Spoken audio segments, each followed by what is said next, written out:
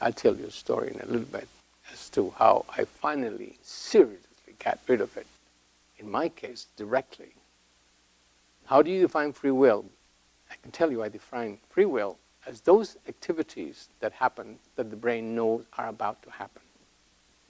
I understand that free will does not exist. I understand that it is the only rational way to relate to each other, that is to assume that it does.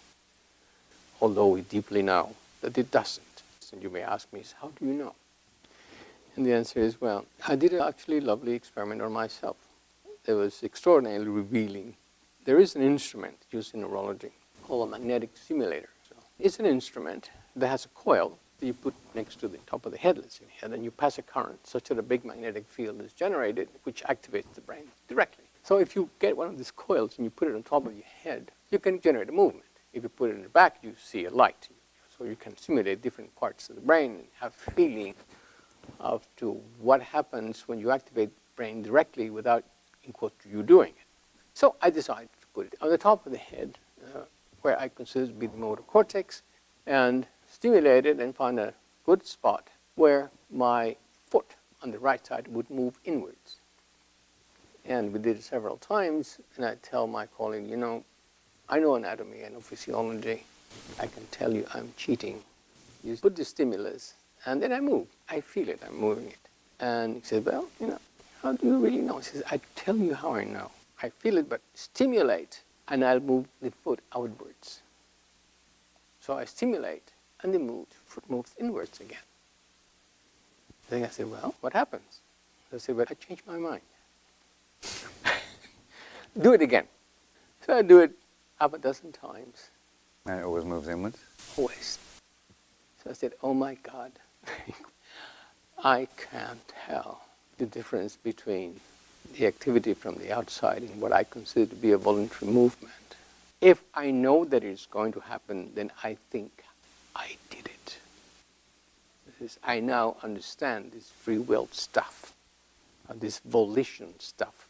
Volition is what's happening somewhere else in the brain I know about, and therefore I decide that I did it.